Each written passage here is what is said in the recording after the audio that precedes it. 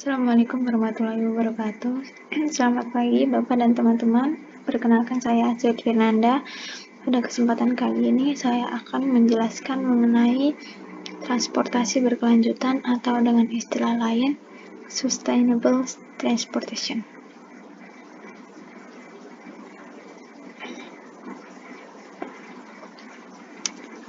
Mengenai transportasi berkelanjutan, ada 3 pokok pembahasan yang akan saya bahas pada hari ini, yaitu yang pertama, apa penyebab dan permasalahan transportasi yang terjadi di Indonesia dan di Merauke. Poin kedua yaitu saya akan membahas mengenai apa yang dimaksud dengan transportasi berkelanjutan. Poin pembahasan ketiga yaitu bagaimana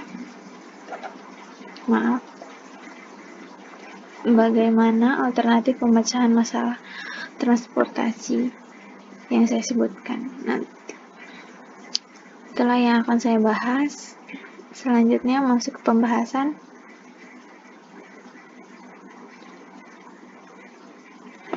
Pembahasan pertama itu penyebab permasalahan transportasi. Penyebab permasalahan transportasi di Indonesia akan saya bahas terlebih dahulu. Permasalahan pertama yaitu polusi udara. Gas dan debu yang berasal dari kendaraan bermotor sehingga mempengaruhi dan mengurangi fungsi udara. Polusi dari kendaraan bermotor dan operasi semua alat transportasi memiliki pengaruh buruk terhadap kesehatan dan lingkungan. Permasalahan kedua, polusi getaran. Karena alat transportasi merupakan sumber getaran, maka harus diperhitungkan dalam perencanaan sarana transportasi yang baru. Karena polusi getaran sangat mempengaruhi ketahanan suatu jalan yang dilewatinya. Banyak jalan raya yang tidak layak namun tetap dipertahankan karena anggaran yang kurang atau mungkin entah anggarannya ada atau tidak. Yang jelas banyak jalan raya yang rusak tapi masih tetap difungsikan. Berlubang dan penuh genangan air. Jika hujan adalah pemandangan yang dijumpai pada beberapa ruas jalan yang ada di Merauke, salah satunya. Contohnya di Jalan Seringgo, di Jalan Gak. Kejadian ini bisa dibuktikan jenis transportasi yang terlalu berat atau kualitas jalan yang tidak memenuhi standar. Permasalahan yang ketiga, polusi suara. Polusi suara diakibatkan suara-suara bervolume tinggi dari kendaraan. Suara itu menimbulkan kebisingan dan suasana yang tidak menyenangkan. Selanjutnya akan muncul pengendara yang memiliki tingkat stres tinggi atau penduduk atau warga yang memiliki tingkat stres tinggi karena suasana jalan yang tidak menyenangkan. Larinya bisa pada kesehatan pengendara yang tidak stabil atau konsentrasinya mungkin bisa terganggu. Permasalahan yang keempat, kondisi angkutan umum tidak terawat dengan baik. Mesin bis yang sudah tua atau sering mogok, atau angkutan umum yang banyak sekali mungkin yang sudah tidak layak. Contohnya badan dan kursi bis juga reot, atau bis yang bocor biasa dijumpai, dan badan-badan bis yang sudah berkarat atau sudah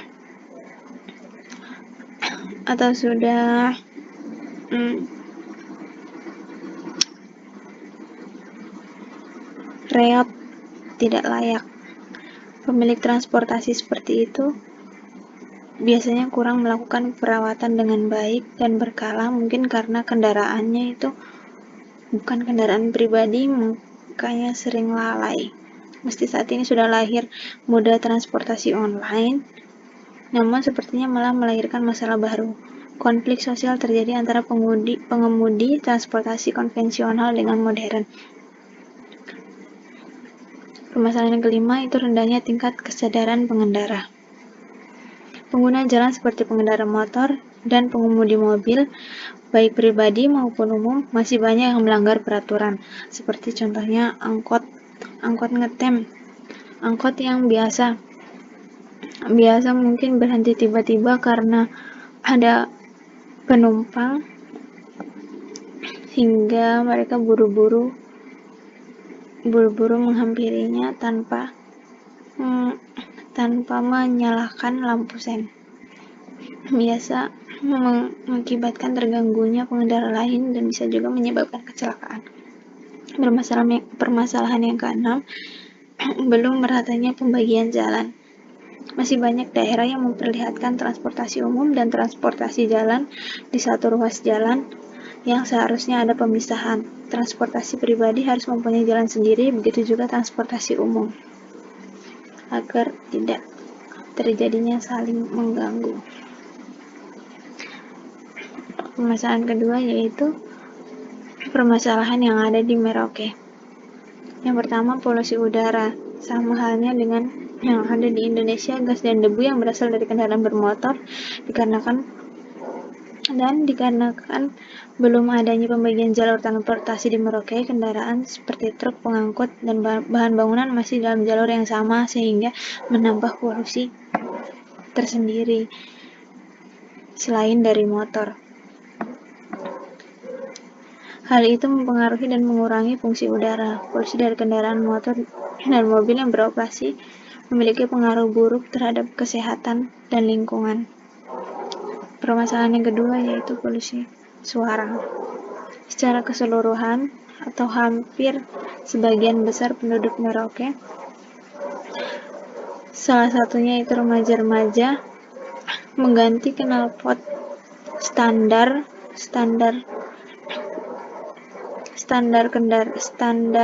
kepolisian dengan knalpot yang berbunyi bising atau bisa disebut juga knalpot racing. Hal ini mengakibatkan sering terjadinya kebisingan kendaraan di wilayah Merauke yang mengakibatkan terganggunya warga sekitar atau pengendara lain, hingga mengakibatkan kestresan karena faktor kebisingan. Yang selanjutnya, pembahasan tentang transportasi berkelanjutan. Yang pertama, mengenai pengertian. OECD 1994 mengeluarkan definisi mengenai sustainable transportation, yakni suatu transportasi yang tidak menimbulkan dampak yang membahayakan kesehatan masyarakat atau ekosistem, yang dapat memenuhi kebutuhan mobilitas yang ada secara konsisten dengan memperhatikan satu, penggunaan sumber daya terbarukan pada tingkat yang lebih rendah dari tingkat regenerasinya, dan yang kedua, penggunaan sumber daya tidak terbarukan pada tingkat lebih rendah dari tingkat pengembangan sumber daya alternatif yang terbarukan. Selanjutnya, tujuan penerapan transportasi berkelanjutan. Tujuannya yaitu peningkatan ramah lingkungan, menyediakan koneksi sosial dan ekonomi, mendorong terjadinya perkembangan transit antara kendaraan umum, ride sharing, serta pastinya penghematan bahan bakar. Hal-hal tersebut menjadi suatu keharusan segenai refleksi dari dalam pembangunan perkotaan yang berkelanjutan juga, dan meningkatkan kualitas hidup masyarakat yang tinggal di dalamnya. Selanjutnya, hal-hal yang perlu diperhatikan dalam perencanaan transportasi. Yang pertama yaitu keamanan perjalanan bagi pengemudi dan penumpang. Contohnya yaitu ketertiban berlalu lintas dengan menyediakan jalur yang berbeda-beda untuk kendaraan yang mungkin berbeda-beda spesifikasinya, berbeda-beda fungsinya, berbeda-beda operasinya, itu dibagi dalam lalu lintas yang berbeda-beda. Yang kedua, penggunaan energi oleh moda transportasi. Yang ketiga, emisi CO2 oleh moda transportasi. Yang keempat, pengaruh transportasi terhadap lingkungan sekitar. Contohnya yaitu memperhatikan polusi memperkecil penyebab polusi yang ada di lingkungan transportasi yang menyebar pada lingkungan alam. Yang kelima, kesenangan dan kenyamanan menggunakan moda transportasi.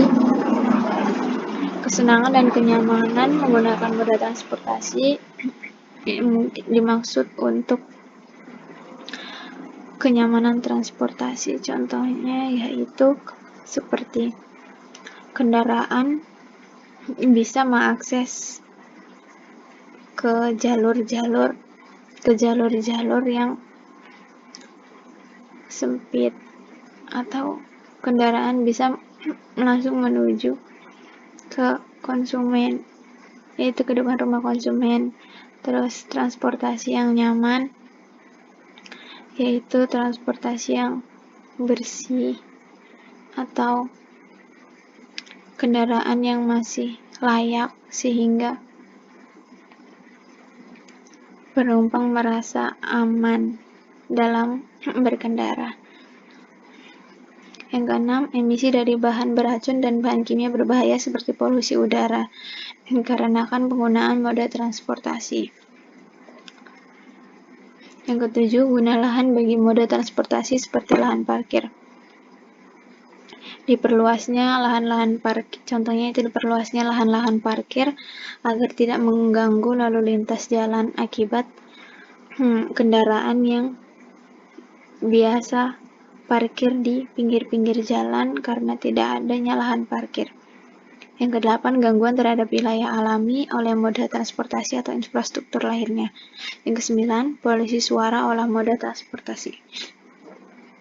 Selanjutnya, transportasi berkelanjutan. Penerapan sistem berkelanjutan di Indonesia yaitu konvensional, prediksi, dan sediakan.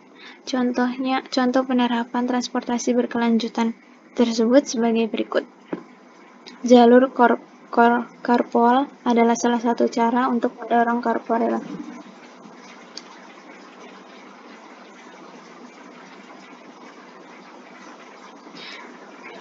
Disediakannya jalur untuk berjalan kaki atau bersepeda merupakan salah satu penyediaan pemerintah dalam menunjang sistem berkelanjutan di Indonesia. Yang kedua yaitu penggunaan transportasi umum daripada kendaraan pribadi lebih baik bagi lingkungan. Penggunaan transportasi umum lebih disarankan karena untuk mengurangi polusi kendaraan pribadi yang lebih banyak. Contoh yang ketiga yaitu bersepeda. Sebagian besar pemerintah yang ada di seluruh dunia, salah satunya di Indonesia, mendorong warganya untuk menggunakan kendaraan dengan bahan bakar berkelanjutan dan menawarkan insentif pajak, bonus, dan fasilitas lainnya seperti parkir gratis kepada orang yang menggunakan kendaraan yang tidak menimbulkan polusi, contohnya seperti mobil listrik, sepeda listrik, ataupun kendaraan bioetanol. Program pendidikan penggunaan bahan bakar berkelanjutan mengajarkan orang tentang metode mengemudi yang mengurangi konsumsi bahan bakar dan mengurangi polusi. Beberapa kota telah menciptakan sistem carpooling di seluruh kota atau mendorong carpooling dengan jalur high occupancy vehicle atau HOV. Program transportasi berkelanjutan lainnya termasuk perencanaan kota yang mengurangi urban sprawl dan menyediakan layanan dalam jarak yang wajar dari area pemukiman. Banyak kota yang berupaya menciptakan transportasi umum yang menggunakan bahan bakar berkelanjutan dan memperluas sistem transportasi umum yang ada agar lebih mudah diakses dan nyaman lagi bagi banyak orang. Yang selanjutnya, Solusi permasalahan transportasi. Yang pertama yaitu perencanaan yang menyeluruh.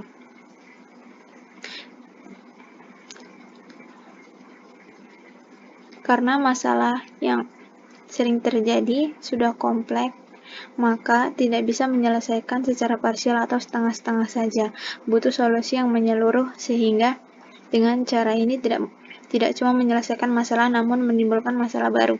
Pendekatan konvensional yang selama ini digunakan oleh para perencana transportasi perkotaan dan para pengambil keputusan dengan mengakomodir setiap pertumbuhan kebutuhan transportasi dalam bentuk peningkatan kapasitas dan efisiensi prasarana sistem jaringan. Kebijakan pengembangan sistem prasarana transportasi perkotaan di Indonesia yang menggunakan pendekatan konvensional ini, predik dan profit atau prediksi dan menyediakan, harus ditinggalkan dan diganti dengan pendekatan baru, yaitu prediksi dan pencegahan atau predik dan prevent. Salah satu cara yang dapat dilakukan adalah dengan melakukan usaha pengelolaan atau manajemen pada sisi kebutuhan transportasi yang dikenal dengan TDM atau Transportation Demand Management. Solusi permasalahan yang kedua yaitu kebijakan pemerintah. Adapun rencana, solusi, dan sebaik apapun jika tidak ada kebijakan pemerintah yang mendukung, maka semuanya akan sia-sia saja. Maaf.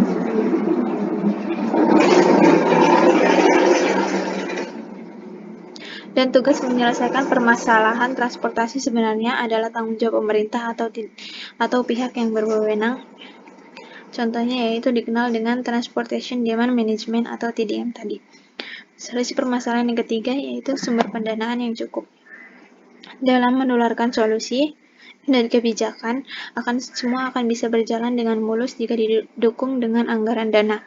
Karena bisa saja solusi itu membutuhkan dana yang tidak sedikit seperti sarana transportasi jalan. Selanjutnya yang terakhir bab 3 penutup yang berisikan kesimpulan. Berdasarkan pertimbangan kebijakan pengembangan sistem prasarana transportasi perkotaan di Indonesia yang menggunakan pendekatan konvensional yaitu prediksi dan a profit atau biasa disebut juga dengan predict and provide.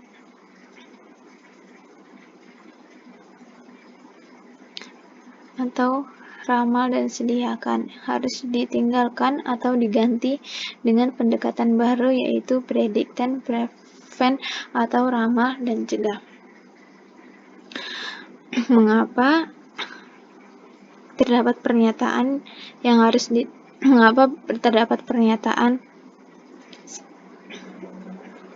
seperti tadi? Karena menyediakan saja itu tidak cukup. Menyediakan saja itu membutuhkan anggaran yang besar. Dan untuk mengatasi permasalahan